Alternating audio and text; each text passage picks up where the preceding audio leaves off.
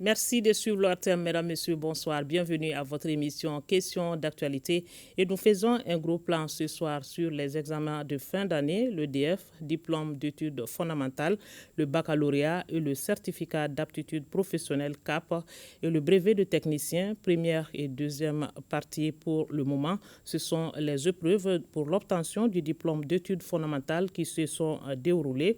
Cette année 2024, ils sont 349 080 candidats au DF.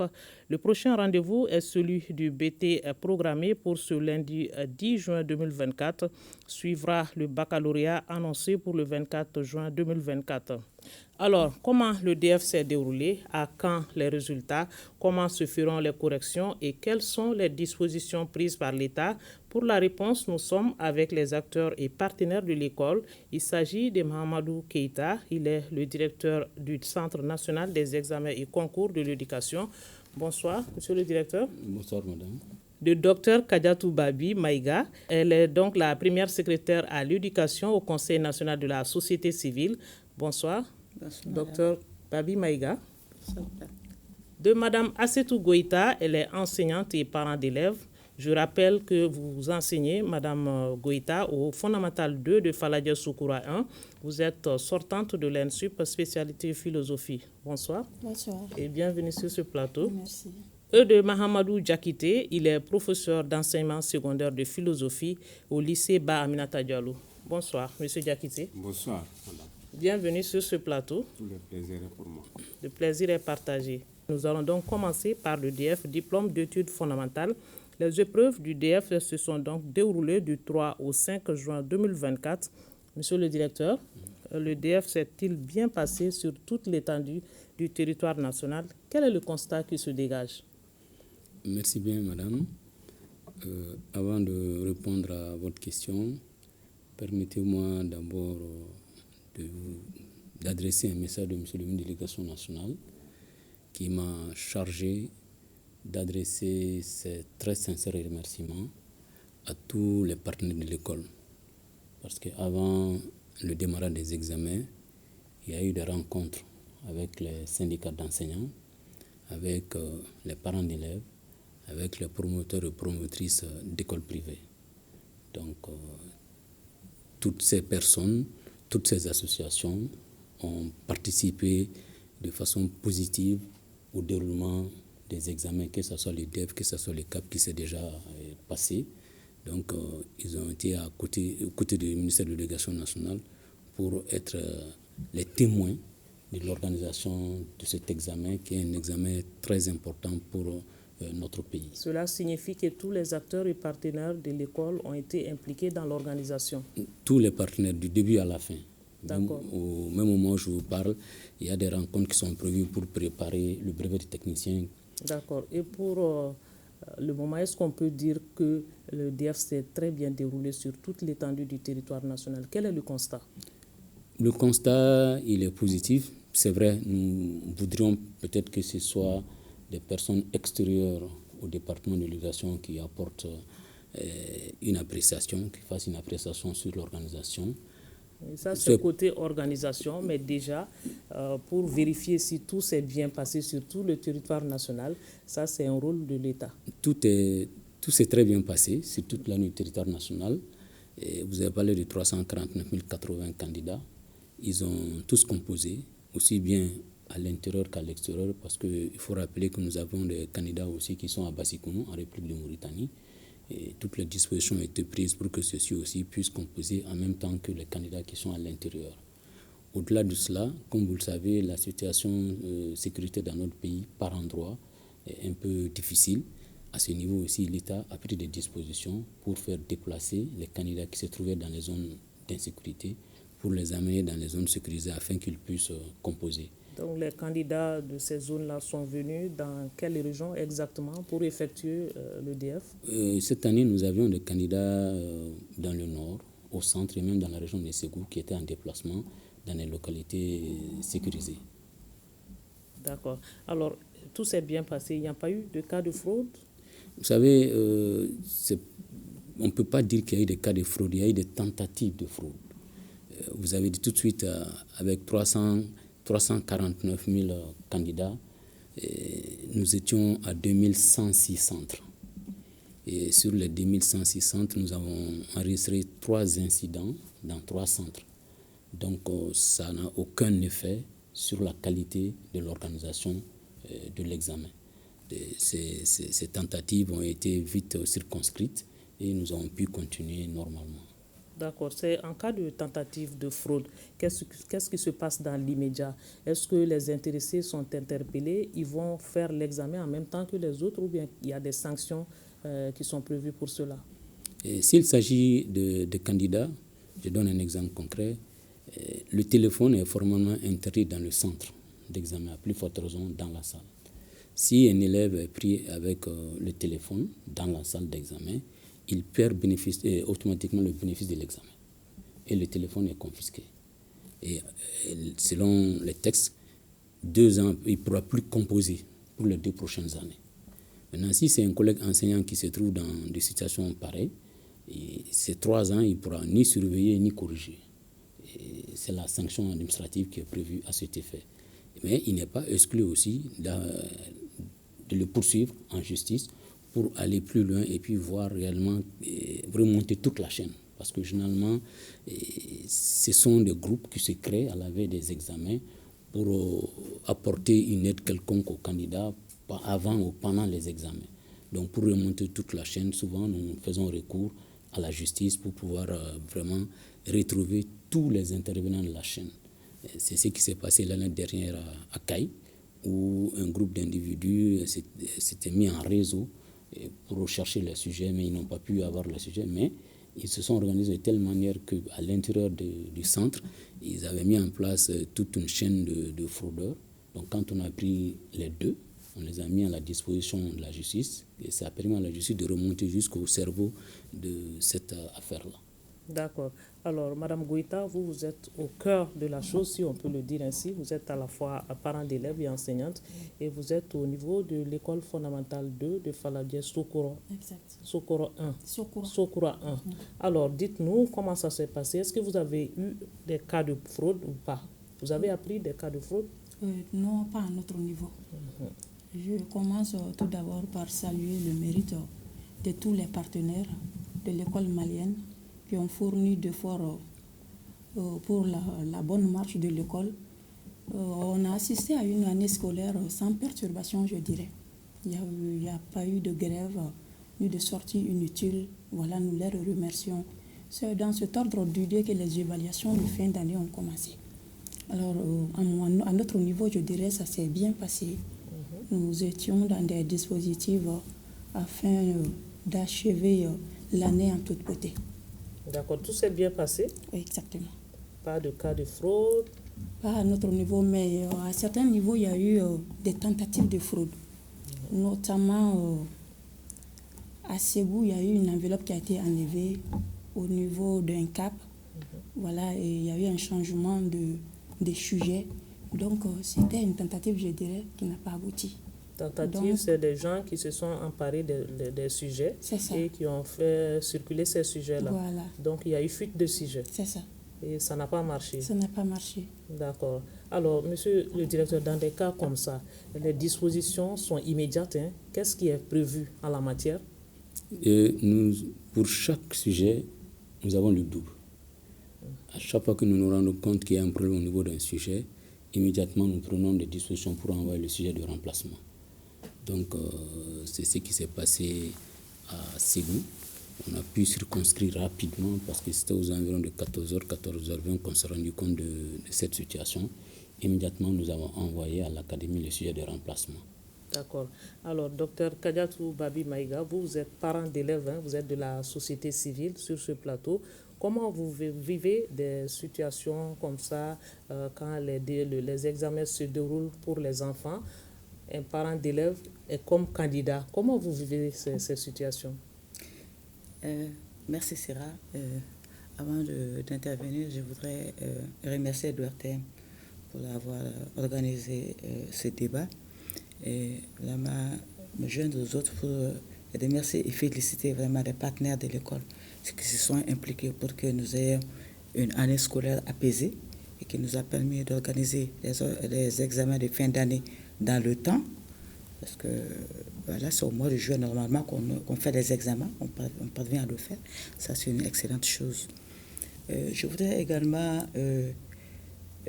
féliciter le service, le centre de concours et examens par rapport vraiment à leur proactivité sur les tentatives de fraude, sur les tentatives de fraude et de fuite de sujets.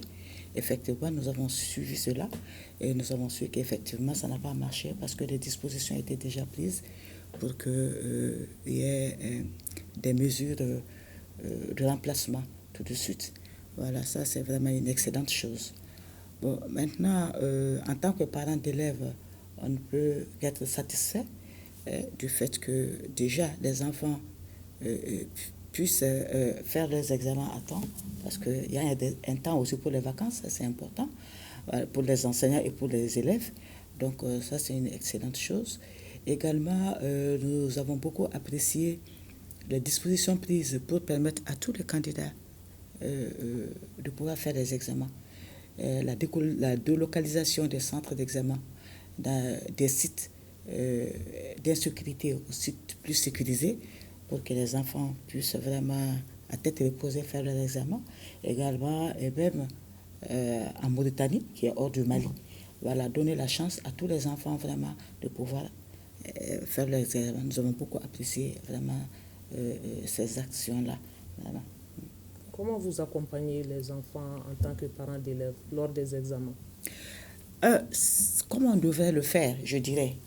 Comme vous le savez, chaque parent a sa méthode en réalité. Mais comment on devrait le faire, moi je préférerais parler sur cela, parce qu'on devrait en fait encourager les enfants à préparer les examens en tant qu'élèves, c'est-à-dire à apprendre à réviser, vraiment. Et puis les mettre dans de bonnes conditions psychologiques, vraiment, pour qu'ils aient composé. Parce qu'une évaluation, ce n'est pas seulement passer, ne pas passer. C'est aussi une épreuve pour l'enfant, pour vraiment lui permettre de comprendre que dans la vie, il y a la compétition aussi. Mais quand on réussit et qu'on réussit de ses propres moyens, je pense que c'est la meilleure réussite.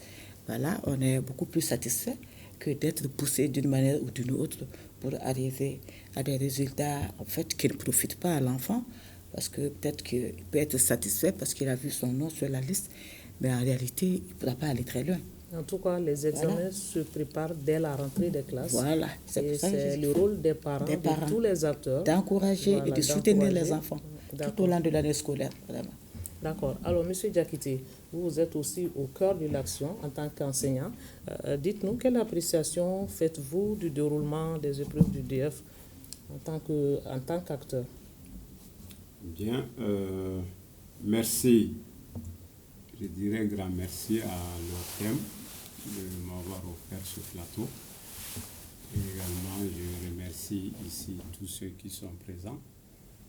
Alors, je félicite l'État pour l'organisation des différents examens, puisque l'année scolaire, évidemment, on a connu une année scolaire, je dirais, normale. Il n'y a pas eu assez de perturbations.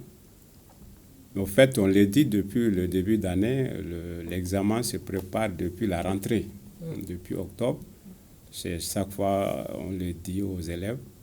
Bon, au fait, en tant qu'enseignant, j'exhorte surtout les enfants au travail, à l'abnégation, parce que seul le travail paye. Un enseignant qui fait des cours pendant 9 mois, j'avoue qu'au moment de l'examen, ça ne sert à rien de dire que je vais apporter ou de traiter, se mettre à faire, c'est pas moi,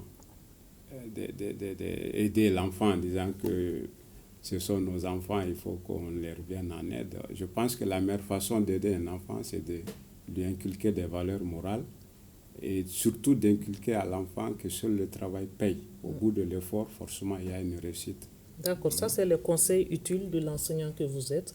Je voudrais avoir votre appréciation par rapport au déroulement des examens, l'organisation par l'État. Bon, je crois qu'à mon humble avis, d'après ce que nous aurions appris, il n'y a pas eu assez d'incidents par rapport au cas de fraude et autres là. puisqu'on a assisté à... Il fut un temps, dès qu'on parle d'examen, il y a des brebis galeuses. Hein. Les brebis galeuses sont partout. Comme on le dit, la mauvaise graine ne doit pas empiéter le pas sur la bonne graine. Il y a, évidemment, dans toute œuvre humaine, rien n'est parfait. C'est à parfaire. En tout cas, ces petites irrégularités n'ont pas pu entacher le bon déroulement de l'examen. Le DEF s'est déroulé sur l'entièreté du territoire. Et ça, c'est à féliciter pour tous les acteurs. Je dis grand merci à tous les acteurs. Tout n'est pas parfait. Mais comme je l'ai dit, c'est à parfaire. D'accord. Je rappelle que vous êtes enseignant du secondaire. Oui. On va parler tout à l'heure du baccalauréat qui s'approche aussi. Alors, pour le DF, monsieur le directeur, comment les sujets sont choisis? Et c'est une commission qui siège. Elle est composée de quel acteur, cette commission, si ça existe? Bon, il y a une commission qui existe. C'est des hommes que nous choisissons en fonction des spécialités, des disciplines, qui font des propositions de sujets qui normalement devraient être à la portée de l'élève moyen et en fonction de l'état d'avancement des programmes.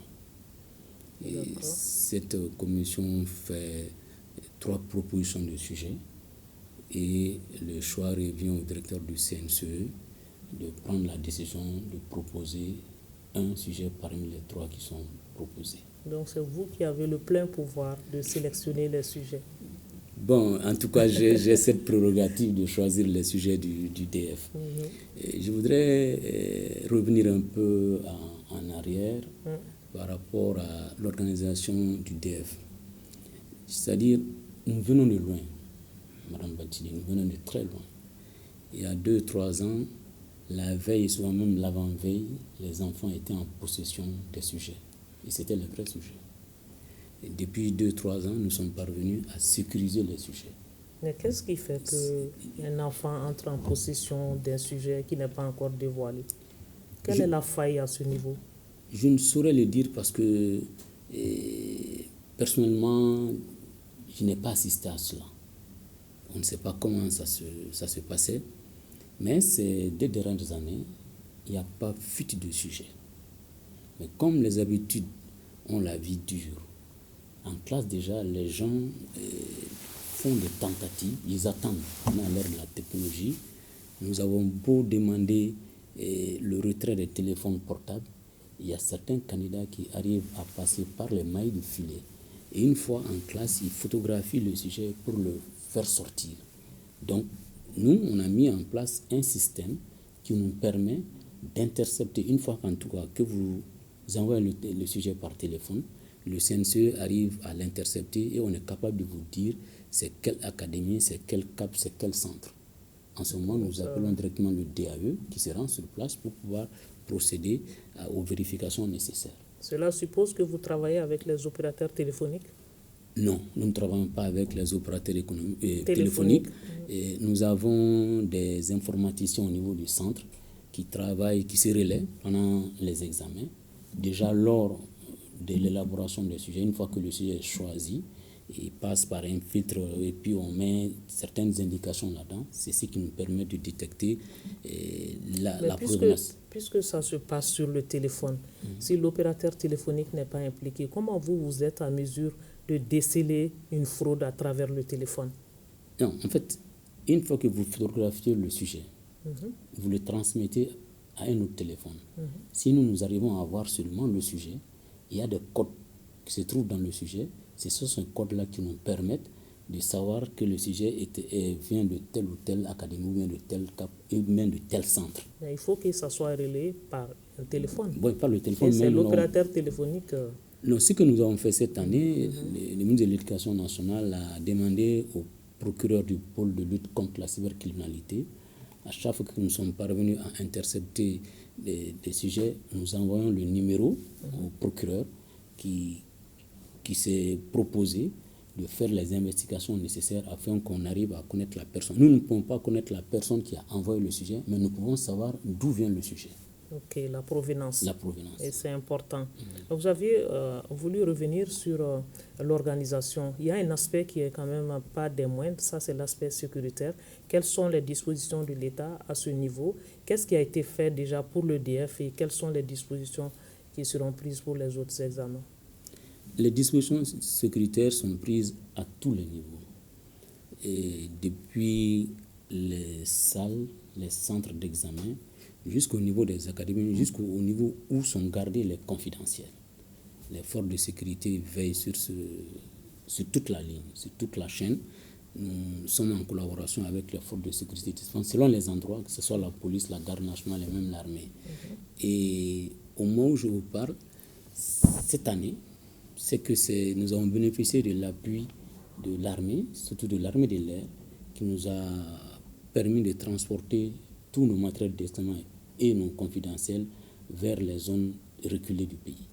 Et c'est le même procédé qui est utilisé pour rapatrier les feuilles d'examen. D'accord. Parlons à présent des autres examens à venir, le brevet de technicien et le baccalauréat, des sésame précieux qui marquent un tournant décisif pour être étudiant ou être prêt pour la vie professionnelle. Donc ce lundi 10 juin 2024 démarrent donc les épreuves de brevet de technicien BT. Comment ça va se passer, monsieur le directeur? Quelles sont les dispositions à ce niveau? Ce sont les mêmes dispositions qui ont prévalu pendant le DF. Il s'agit de respecter scrupuleusement les dispositions de la décision qui détermine la police de surveillance des examens ainsi que le règlement des examens. Et l'une des dispositions importantes, c'est la fouille corporelle des candidats avant l'entrée dans le centre. Et on le précise bien, la fouille corporelle se fait en respectant la dignité du candidat. D'accord. Ce sont les surveillantes qui procèdent à la fouille des candidates et ce sont les surveillants, filles, quoi. Voilà, des filles, et ce sont les surveillants qui procèdent à la fouille des garçons. Et ensuite, il est formellement interdit d'amener tout autre effet dans le centre, les sacs à dos, les sacs à main, les sacs décollés, tout à déposer devant le centre pour éviter des tentatives de fraude. Donc ce sont les mêmes dispositions qui prévalent pour tous les examens. D'accord. Madame Goïta, comment vous évaluez les niveaux de nos élèves aujourd'hui? Nous progressons ou nous régressons? Je dirais que dans ces 2 dernières années, nous avons commencé à progresser. Sinon, avant, on ne pouvait pas en parler en fait. Le niveau était très bas, mais ça vaut quelques années que nous assistons à une progression remarquable d'ailleurs. Une amélioration. Une amélioration nette se voit au niveau scolaire. D'accord. C'est dû à quoi? Est-ce que c'est le système qui a été amélioré? À votre avis, qu'est-ce qui a fait que le niveau s'est amélioré? Je dirais que nous avons commencé à prendre conscience de certaines réalités, surtout les parents d'élèves qui sont conscients aujourd'hui de la réalité des enfants qui se laissent emporter par des mauvaises fréquentations. Les professeurs aussi se donnent, je dirais, les enseignants se donnent à mieux. Donc, ça vient des efforts de tout un chacun. D'accord. Ouais. Alors, docteur Kadiatou Babi, qu'est-ce qu'il faut pour améliorer le niveau des enfants? Déjà, un bon système éducatif, c'est-à-dire un bon programme d'enseignement. Je pense qu'on est là-dessus. Je pense que le PRODEC 2, vraiment, et déjà le PRODEC 1 et le PRODEC 2, le programme décennal de l'éducation, je pense qu'il y a beaucoup de réformes qui ont été faites à ce niveau-là qui permettent vraiment d'améliorer la qualité des apprentissages. Mais au-delà de l'école, la qualité ou le niveau d'un enfant, ce n'est pas seulement l'école. C'est aussi le suivi de l'enfant à la maison. C'est aussi le suivi de l'enfant à la maison. C'est extrêmement important. Déjà, à partir d'un certain âge, c'est vrai, c'est difficile de laisser l'enfant seul sans suivi. Mais les adolescents, déjà, leur inculquer la culture vraiment d'apprentissage autonome. D'apprentissage. Voilà, ça c'est extrêmement important. Et puis maintenant, de suivre les enfants, dès le bas âge, vraiment. Et je pense que l'éducation bilingue que nous avons permet même à des parents, souvent à un certain niveau, qui n'ont pas été à l'école, de pouvoir suivre leur enfant aussi, je pense. Parce que les langues nationales sont utilisées dans les classes d'initiation. Je pense qu'un parent peut bien se donner vraiment la peine de suivre son enfant, quel que soit son niveau. Voilà. Mais ça ne se fait pas sans ça. Il ne suffit pas d'aller à l'école, de rentrer à la maison, de jeter le cahier, et puis bon, le lendemain, on va à l'école, et puis après, on est premier de la classe, c'est pas comme ça. Je pense que c'est compliqué. Ouais. Il faut suivre. D'accord. Voilà, il faut vraiment suivre. Ce suivi est à tous les niveaux, par tous les acteurs. Par tous les acteurs. Je sais que ce n'est pas facile pour beaucoup de parents, mais c'est un mal qu'il faut se donner. C'est extrêmement important. Tout à fait. Voilà. Alors, M. Diakité, oui. Le baccalauréat est annoncé pour le 24 juin 2024. On peut savoir le point des préparatifs? Bon, j'avoue que cette année, parce que chaque fois les IPRES, les inspecteurs régionaux, au niveau de l'enseignement secondaire, ils venaient pour faire le suivi évaluation. Et généralement, ils jettent un coup d'œil sur les cahiers de texte. Les programmes à beaucoup d'égards, je pense que dans beaucoup de disciplines, les programmes sont épuisés, pour ne pas dire à 100%. Sinon, au-delà de 95%, les programmes d'enseignement secondaire sont épuisés. Maintenant, on le dit, la balle est dans le camp des enfants, parce que pas plus tard qu'hier, le comité philo du lycée Baminata, dont je suis membre, on a organisé, à votre honneur évidemment, on a organisé une conférence débat sur la thématique démocratie et citoyenneté, au rôle et responsabilités de la jeunesse actuelle. Je faisais partie des conférenciers. Et cette année, le 3 octobre, j'ai eu le privilège de présenter la leçon modèle, puisque la rentrée solennelle a été faite au niveau du lycée Baminata. J'ai eu l'honneur de présenter la leçon modèle. C'était la thématique, l'impact du téléphone portable sur les performances scolaires. Donc pour rejoindre évidemment madame le docteur, pour dire que le suivi c'est à tous les niveaux. Le suivi c'est à tous les niveaux. Le niveau, tout le monde se plaint, c'est pas qu'au Mali. La baisse du niveau elle est générale parce que nous sommes entrés dans un nouveau monde, le numérique, la télécommunication. L'enfant il est constamment à côté de la télé, il est constamment...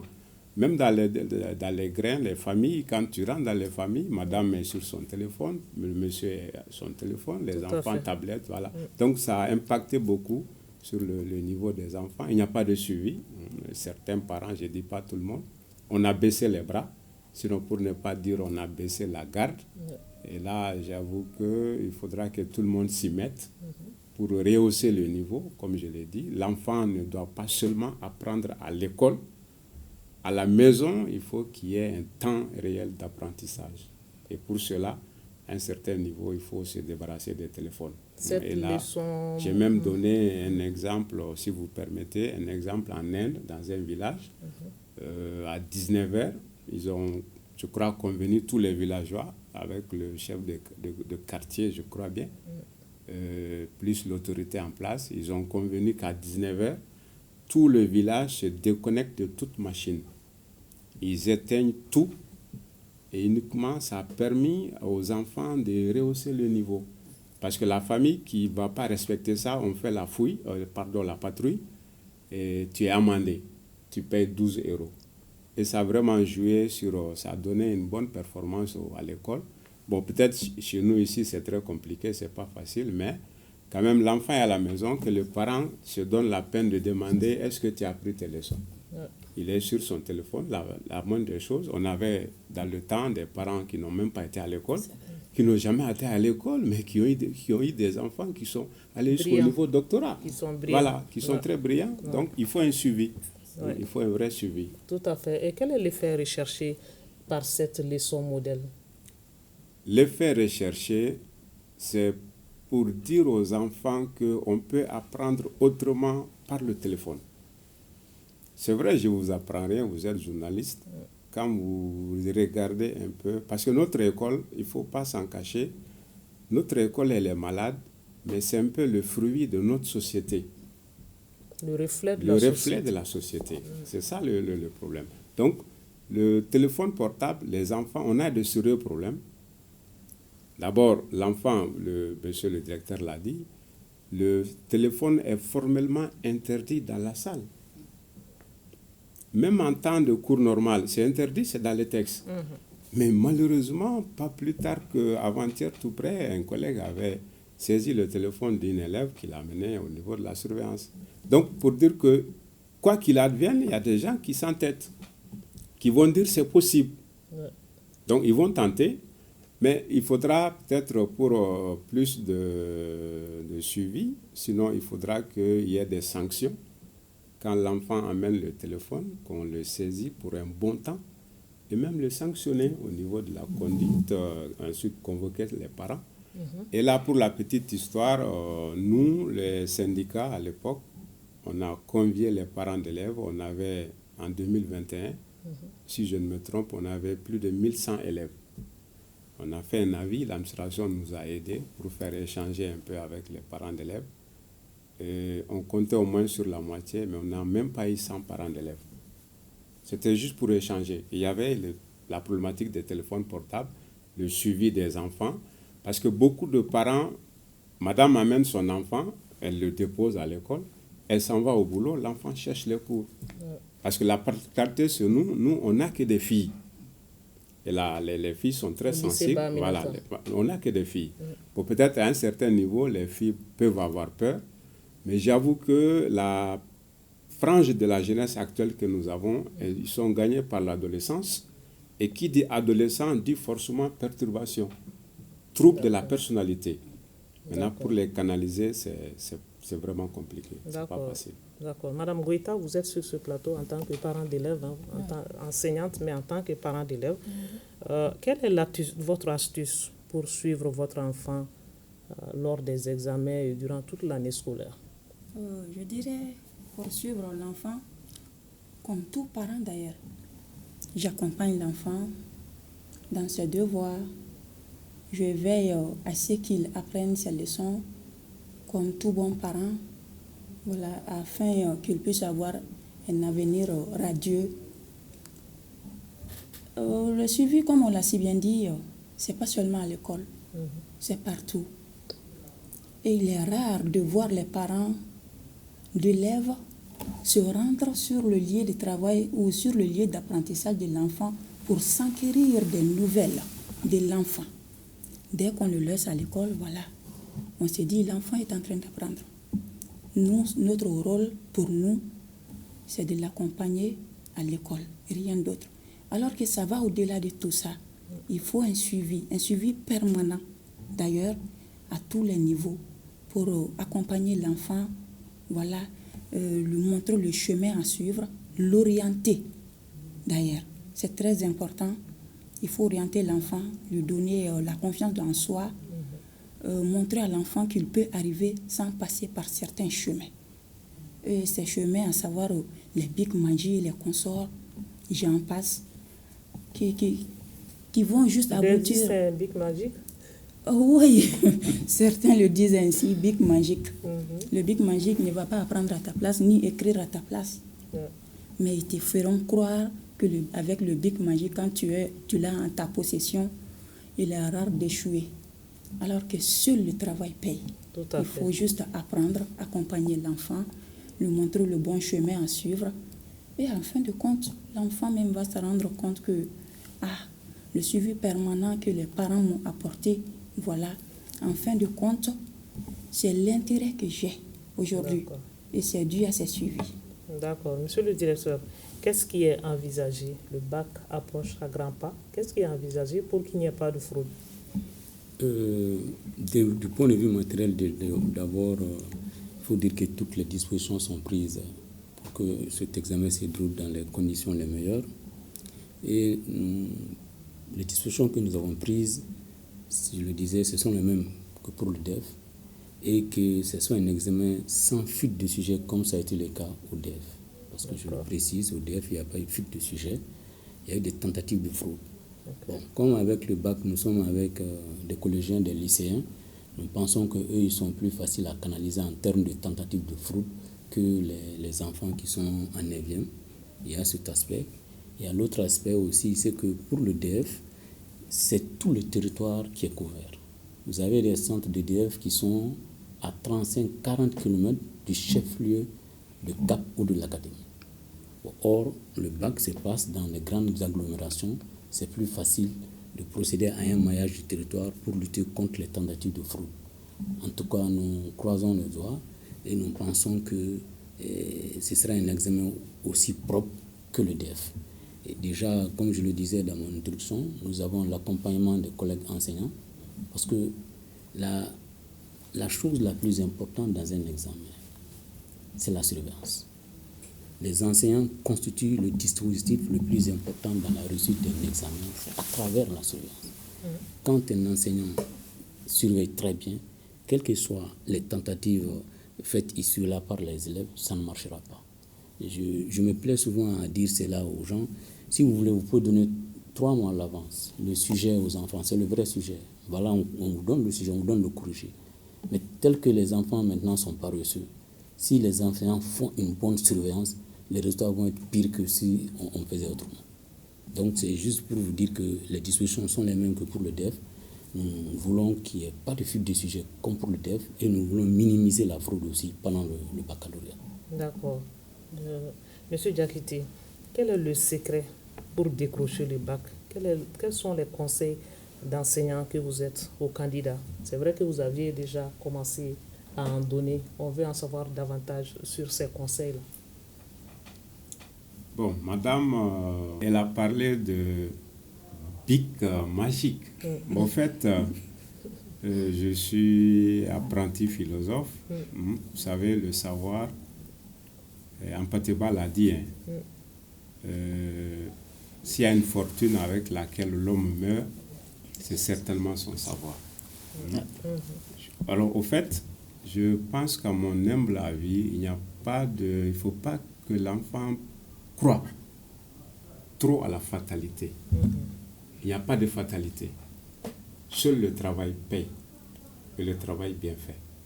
Comme dit le proverbe, à l'œuvre, on connaît l'ouvrier. Donc il faut que les enfants, et c'est là j'interpelle tout le monde, tous les acteurs, parents d'élèves, décideurs, enseignants, et même les élèves eux-mêmes, je les interpelle en disant, au bout de l'effort, forcément, il y a la réussite. Et il ne sert à rien, les petits moyens pour décrocher un diplôme, c'est déshonorant, c'est décevant, et tôt ou tard, ça va se savoir. Et même le diplôme auquel tu as décroché, je l'ai dit, et même si tu décroches le diplôme au fond du salon ou dans ta chambre, je dis, si le diplôme avait à parler, il va dire, mais tu m'as volé. Voilà, donc je dis, il ne sert à rien de voler. Et il faut que les enfants comprennent que on est dans un monde où dans le temps, on avait besoin peut-être des bons. Maintenant, on a besoin des meilleurs, sinon des excellents.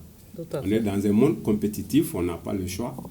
Et l'intégration, elle est là. Bientôt, monsieur le directeur est là. Peut-être il serait d'accord avec moi. On parle bientôt du bac CEDEAO, pour l'espace UEMOA, bien entendu, le bac commun. Alors, pour aller vers ce bac commun-là, il faut que nous soyons compétitifs. Parce que déjà, le Mali est membre du CAMES, au niveau supérieur. Alors, et pour que nous puissions aller sur la même longueur d'onde que les autres, il faut que les candidats que nous présentons soient vraiment compétitifs. Et qu'ils puissent relever, les niveaux soient relevés, absolument. Il faut que nous soyons à la hauteur. Et pour cela, il faut travailler. Seul le travail paye. D'accord. Absolument. Alors, docteur Babi Maïga, il y a un fait, ça c'est du côté des parents. Lors des examens, les parents se plient à 4 pour que les enfants passent à l'examen. Pas de place à l'échec, c'est notre société qui nous juge, qui nous pousse vers ça. Quel peut être le danger de ce acte des parents? Sira, je pense que M. Diakité vient de dire que seul le travail paie, et le travail bien fait. Je pense que notre société a un vrai problème actuellement. Nous perdons nos repères. nous sommes en pleine mutation. Et je pense que ce qu'un parent peut faire de mieux pour un enfant, c'est lui inculquer les vraies valeurs. Lui inculquer les vraies valeurs. Je vous assure que parmi 1000 de vos semblables, ce qui fera la différence entre vous et les autres, ce n'est pas forcément le diplôme, mais c'est l'éducation reçue à la maison. À la maison. Ça, c'est faisable, ça, ce n'est pas faisable. Ça, c'est acceptable, ça, ce n'est pas acceptable. Il faut que nous apprenions à faire comprendre cela à nos enfants.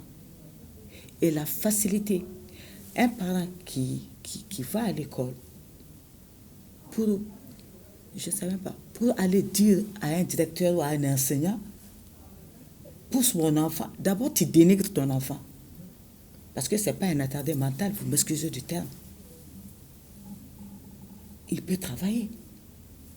Donc déjà, vous ne rendez pas service à l'enfant. Le danger, d'abord, c'est de mettre l'enfant même dans une situation psychologique qui l'empêche de s'épanouir dans la vie. Et je reviens à ce que Mme Koda a dit. Et ça va le rattraper plus tard. Mais bien sûr. Mais bien sûr. Mais nous avons vu combien de bacheliers qui sont partis à l'extérieur et qui nous sont revenus. Évidemment, les parents, toutes les raisons pour dire qu'il n'a pas pu faire l'année scolaire, en fait, on l'a chassé. Parce qu'il n'a pas le niveau. Parce que là-bas, personne ne connaît ton père ou ta mère. C'est le niveau que tu as. Oui, tout à fait. Donc, les enfants partent avec 17 de moins, 18 de moins dans ces écoles-là. Après, ils vont se rendre compte qu'ils n'ont que 6 de moins en réalité. C'est dommage. Et l'enfant, je pense que psychologiquement, ça le casse. Et même pour le reste de ses actions. Tout à fait. Bon, maintenant, les parents d'élèves aussi, attendre que vous soyez convoqués à l'école pour aller vous acquérir du comportement de votre enfant à l'école, c'est pas juste, c'est pas normal. Je pense qu'un parent d'élève doit se rendre à l'école sans convocation pour discuter avec l'encadreur de son enfant pour savoir comment l'enfant se comporte. Parce que les enfants sont très intelligents. Souvent, ce qu'ils font à la maison, c'est pas ce qu'ils font à l'école.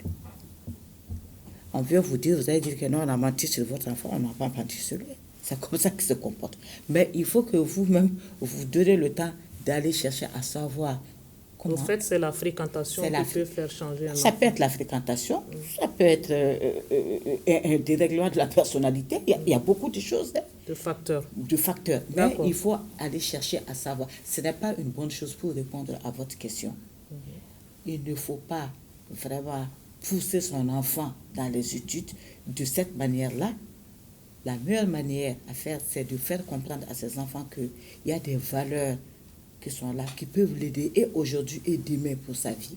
Et vraiment pousser l'enfant à aller vraiment dans cette voie. D'accord. En attendant la tenue des autres examens, nous pensons déjà aux résultats du DF. Ça sera pour quand, monsieur le directeur?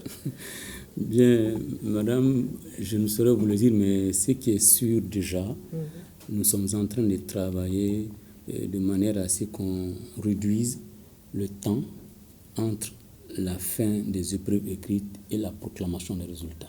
Les corrections ont déjà commencé ou non, pas? les secrétariats ont commencé déjà parce que le DF a pris fin le mercredi. Je vous le disais tantôt, il y a des localités très éloignées. Il faut faire revenir les copies, procéder à leur réception et à leur classement, procéder à la position des numéros d'annulement pour aller à la correction. Mais tous les secrétariats au niveau de toutes les académies ont démarré hier. On démarrait avec les corrections ou bien Non, ça démarre avec la réception et le classement des copies. D'accord. Maintenant, on réceptionne les copies, on les classe, ensuite on y appose les numéros d'anonymat et on fait appel au correcteur. En tout cas, nous sommes dans ce processus de réduction du temps entre la fin d'un examen et la proclamation de ces résultats. Et quel est le temps maximum entre la tenue des examens et la proclamation des résultats? Bon, il n'y a pas de temps maximum qui soit défini. Il n'y a pas une marge dans laquelle vous estimez avoir les résultats? Non, nous discutons de cela avec les académies. Vous savez, l'effectif des candidats varie d'une académie à une autre. Donc, nous ne pouvons pas donner le même temps à une académie comme Bamako Rive Droite qui a 44 000 candidats au DEF cette année, comme une académie de Nara qui a à peu près 400 ou 500 candidats. Mais habituellement, ça varie de combien à combien, ce temps que vous ne voulez pas communiquer? Bon, généralement, ça varie c'est le maximum, c'est 1 mois. 1 mois. Maximum 1 mois. Mais cette année, nous ne voudrons pas arriver là. D'accord. Qui est correcteur des examens et comment le choix des correcteurs est opéré? D'abord, le premier critère, c'est il faut tenir des classes d'examen. Les professeurs qui tiennent les classes de 9e ou les classes d'examen sont prioritaires dans le choix des correcteurs. Il y a un autre aspect, c'est la probité morale des correcteurs. Parce que les correcteurs pour le niveau DEF sont choisis au niveau des centres d'animation pédagogique. Pour le niveau bac, sont choisis par l'inspection générale de l'éducation nationale. Mais ce n'est pas forcément, ça il faut que je le précise, ce n'est pas forcément parce qu'on est détenteur d'une classe d'examen qu'on devient automatiquement correcteur. Pour que ça soit clair. L'appréciation est faite. C'est une sélection qui est faite? C'est une sélection qui est faite sur la base de la probité morale des uns et des autres. Parce qu'il arrive souvent que, après les examens, que nous serons saisis par des réclamations. Et si nous partons aux copies, on se rend compte que le correcteur n'a pas bien apprécié le travail de l'élève. Donc, nous sommes obligés d'aller vers... il faut mettre l'élève dans ses droits, donc il passe. Mais pour éviter ces cas de réclamation, est-ce qu'il ne faut pas veiller vraiment à cette sélection des correcteurs dès le départ pour éviter tout problème? Non, la sélection elle est rigoureuse, ça il faut le reconnaître. L'inspection fait un bon travail à ce niveau. Les propositions sont faites par les écoles, ça passe par le filtre de l'académie et ça vient à l'inspection. Mais vous savez, c'est toujours le même problème d'hommes qui se pose à certains niveaux. Mais depuis quelques années, nous avons moins de réclamations après la proclamation des résultats. Les notes données aux élèves reflètent généralement le travail qu'ils ont fait sur les copies. D'accord. Alors, M. Diakité, comment se font les corrections? Je rappelle que vous êtes enseignant du secondaire. Vous tenez une classe d'examen? Oui, j'en avais 2. D'accord. Oui. Vous aviez déjà corrigé? Oui, depuis 1999. Vous êtes là-dedans? Oui. Et ça continue? Oui. Alors, dites-nous comment vous procédez pour cette correction. C'est en groupe? Pendant combien de temps? Bon, monsieur le directeur, il a ébauché, il a bien dit. Vous faites les différentes directions au niveau des établissements d'enseignement secondaire. Je crois que dans le temps, il y avait l'enseignement secondaire général, il y a la direction maintenant, il y a l'hygiène qui demande à chaque direction d'envoyer, comme il a dit, le premier critère, il faut détenir une classe d'examen. Okay. Mais il a dit, ce n'est pas forcément le critère approprié, mais c'est le premier critère. Et d'autres critères, ça peut être la probité. La probité, l'expérience. Donc, en tout cas, à ce que je cherche, si je ne me trompe, je ne dirais pas que le bac, c'est l'examen le plus sérieux, mais en tout cas, c'est l'un des examens les plus sérieux. Les corrections, généralement, il y a 2 pôles à Bamako. Il y a un pôle à Koulikoro, à Sikasso. Bon, maintenant, avec la création de nouvelles régions, l'année dernière, je crois qu'au niveau de Kaï, à Kita, qui en a été un pôle. Sinon, c'était les 8 pôles. 2 à Bamako et plus les capitales et régionales. Le jury de correction, une fois la décision est sortie, une fois la décision est prise, on envoie directement les correcteurs dans les différents centres et on corrige par groupe. Par groupe, c'est tout un préalable qui est là. Ça a trouvé que déjà le secrétariat a fait son travail. Donc on envoie maintenant les copies au niveau des centres de correction. Et là, le premier jour, les IPRES, maintenant les IPRES, les inspecteurs régionaux, viennent avec les responsables, puisque lui-même il est responsable correcteur. Soit il s'est fait suppléer par 2 ou 3 personnes. Donc ils viennent, en premier jour on échange. Avant de corriger quoi que ce soit, on échange d'abord sur les critères de notation, ce qu'il faut faire, les consignes. Les consignes sont très claires, on donne. Mais avant ça, ce que je voulais ajouter, avant la correction proprement dite, il y a ce qu'on appelle la pré-correction. Au niveau de chaque discipline, que ce soit à Bamako, on le fait généralement ici à Bamako, mais on envoie les copies dans les capitales régionales ou les centres de correction avant de corriger quoi que ce soit. Et ces pré-corrections, c'est comme des guides. des guides d'orientation pour vous permettre, évidemment, d'évaluer le candidat. Et j'avoue que ça se passe, en tout cas, à ce que je cherche, je n'ai pas constaté d'incident par rapport à un pôle de correction. Parce que j'ai corrigé à Koulikoro, à Ségou, à Sikasso. Même l'année dernière, j'étais à Sikasso. À Caille, j'étais là-bas. Ici, j'avais l'habitude également de corriger. Je n'ai pas constaté. C'est vrai, c'est l'ambiance festive qui est là. Mais les gens le corrigent par groupe. Et le nombre de jours le nombre de séjours voilà, est fixé. Et c'est maximum combien de temps? Maximum, en philo, je me rappelle une fois, on est allé jusqu'à 11 jours. Wow. 11 jours, parce que là, toutes les séries au bac font philo. Philo, maths, anglais. Généralement, nous sommes les derniers à terminer, parce que toutes les séries composent en philo. D'accord. Voilà. Okay. Il y a plus de candidats à Bien corriger. sûr, en philo. D'accord. Alors, monsieur le directeur, votre système de communication des résultats est impressionnant. Aussitôt, on a les résultats. Aussitôt, c'est disponible sur les réseaux. On n'a pas besoin de se déplacer comme avant, d'aller au niveau des académies, dans les lycées pour voir les résultats. On a tout sur le téléphone. Comment ça se passe, vous faites? Bon, vous savez, dès qu'il y a examen, et 10 jours, 2 semaines après, il y a de folles rumeurs qu'on entend en ville. Les résultats, c'est ce soir. Les résultats, disons que les résultats sont même sortis. Donc, pour couper court à tout ça, nous avons dit qu'il faut aller vers la digitalisation. Et il faut aller vers la digitalisation, mais il faut aller aussi vers une communication plus précise. C'est pourquoi nous faisons passer un communiqué sur les antennes européennes en précisant le jour et l'heure de la proclamation des résultats. Une fois que ce moment arrive, ça trouve déjà qu'on a mis ça sur les plateformes et chacun peut consulter son résultat à partir de son téléphone. C'est pour éviter ces va-et-vient, ces rumeurs qui parcourent la ville. Et souvent, nous-mêmes, nous sommes assaillis. Et souvent, on me dit, bon, le résultat est sorti. Moi qui suis directeur du CNCE, je ne suis pas au courant. C'est souvent étonnant. Donc, on a dit, il faut couper court à tout ça. On est à l'ère du numérique. Il faut en profiter. En tout cas, c'est bien, mais en même temps, ça fait peur quand on annonce que les résultats, c'est à 16 heures. Et les candidats et les parents ne dorment plus.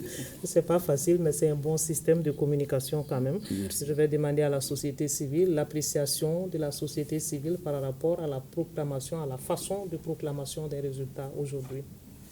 Je pense que c'est très bien parce que c'est transparent, en réalité, c'est transparent. Et je pense que ça fait également que, au-delà des fausses rumeurs qui courent, on ne peut pas se donner le temps de tripatouiller quoi que ce soit, parce que tout est jeté sur comment est-ce qu'on appelle ça, sur le site. Voilà, donc je pense que c'est assez transparent. Bon, vous savez, hein, que ce soit par ça ou même quand on partait chez les inspecteurs dans leur maison à minuit ou à 23h pour prendre nos résultats, les gens tremblent toujours. Dès qu'on dit que c'est les résultats, bon, c'est l'évaluation, c'est normal. Voilà, que ce soit le parent, c'est très légitime qu'un parent ressente cela pour son enfant. On veut que ça marche, voilà. L'enfant aussi a fait un examen. Mais cette manière de faire, en tout cas, je pense que c'est bien, sans oublier que ça permet à tous les candidats, quel que soit là où ils sont, dès qu'ils peuvent se connecter, de voir leurs résultats. Voilà. Souvent, vos résultats sont même, les résultats de vos enfants sont même annoncés par d'autres ailleurs. Ah, on a vu son nom, c'est telle page, c'est telle... Voilà, ça c'est intéressant. Voilà. Je pense que c'est une bonne chose. D'accord. Voilà. Alors, monsieur le directeur, ça vous prend combien de temps pour tout cela? Pour la proclamation des résultats sur les réseaux? En fait, il y a, quand les statistiques nous parviennent, nous procédons dans un premier temps au nettoyage de tout ça. Il y a des critères, on va voir si tel critère a été respecté ou pas par telle académie. Quand nous finissons tout ça, nous demandons l'avis de la hiérarchie. Donc là, on nous demande, vous voulez faire ça quand? Nous faisons la proposition. Si nous avons l'aval de la hiérarchie, tout de suite, nous prenons les dispositions pour que tout soit fin prêt à l'heure H. C'est comme ça que nous procédons. D'accord. Alors, il peut y avoir des réclamations après la proclamation des résultats. Comment ces réclamations sont gérées? En 2 mots. En fait, d'abord, beaucoup de gens ne le savent pas parce que nous sommes saisis directement pour les réclamations. Quand vous n'êtes pas d'accord avec le résultat de l'examen, vous passez par un cabinet d'huissier. C'est l'huissier qui dépose une demande auprès du cabinet du ministre de l'Éducation nationale et le cabinet nous transmet. En ce moment, nous procédons à la vérification au niveau de l'académie concernée, ou sinon même au niveau du pôle de correction concerné. Et vous allez prendre les copies pour vérifier? Oui, nous prenons les copies pour vérifier. C'est parce que l'élève, dans la demande, il va contester telle ou telle note. Parce qu'après l'examen, les relevés de notes sont remis aux élèves. Maintenant, échec même, quand c'est échec, on lui remet le relevé de notes portant échec. Maintenant, il regarde les disciplines. S'il dit, bon, par exemple, en mathématiques, je crois pouvoir avoir 10 alors que j'ai eu 1, donc il dit, dans sa demande, il dit, je conteste la note de mathématiques. Dans ce cas, le correcteur de mathématiques est changé? Non, en fonction? En fait, nous faisons appel à l'inspection. Okay. C'est l'inspection qui est chargée de ce processus-là. Ce n'est plus le correcteur, ce ne sont plus les enseignants. Comme c'est l'inspection... L'inspection prend en charge. L'inspection prend en charge correction. Le volet recorrection. Recorrection. Voilà. D'accord. Il se peut qu'un candidat qui a échoué puisse passer encore? Tout à fait. C'est possible? C'est possible. D'accord. On va faire un dernier tour de table et je vais rester avec vous, monsieur le directeur. Quel est ce message du directeur du Centre national des concours et examens aux différents candidats? Nous ne rendons pas service à nos enfants en voulant coûte que coûte leur chercher des sujets ou bien les faire passer. Nous leur faisons plutôt du tort. Il est quand même temps que les parents d'élèves sortent de cette posture-là. Parce qu'il y a un facteur très important que beaucoup de gens ne constatent pas. À chaque fois qu'il y a 4-5 ans, à chaque fois qu'il y avait la fraude à grande échelle, les enfants admis au DEF de ces années-là, les 70% sont recalés au secondaire. Parce que quand ils arrivent au niveau de M. Diakité et de ses collègues, ce n'est pas facile. Il y a les 70% qui sont recalés. Si c'est le bac, c'est la même chose. Les 70% sont renvoyés à l'école supérieure. Maintenant, si nous avons des résultats qui reflètent réellement le niveau des élèves, il y a de fortes chances que ceux-ci puissent continuer les études secondaires pour ceux qui ont le DEF et il y a de fortes chances qu'ils puissent terminer les études supérieures pour ceux qui ont le bac. Donc, que le travail soit notre leitmotiv, que les parents d'élèves vraiment suivent les enfants à la maison. Madame l'a dit, l'école, en fait, doit être le prolongement de l'éducation que l'enfant a reçue en famille. Et une fois que l'enfant quitte l'école, il faut qu'il ait quand même une assistance au niveau de la famille. Quand il quitte l'école, qu'il ait une assistance au niveau de la famille. Ce n'est pas forcément que le papa ait un doctorat ou que la maman est professeur de maths. Non, ce n'est pas ça. Il faut souvent quand même poser des questions à l'enfant, se rendre à l'école pour voir le comportement de l'enfant pendant l'année scolaire. Et c'est ce qui ne se fait pas. Donc vraiment, un appel au travail que les enfants, je leur dis une fois de plus, ils n'auront pas le sujet avant leur âge. Donc ils travaillent. Il ne faut pas perdre du temps en voulant chercher les sujets ici et là, ils ne le verront pas. D'accord. Alors, Madame Goïta, quel est l'appel du parent d'élève que vous êtes?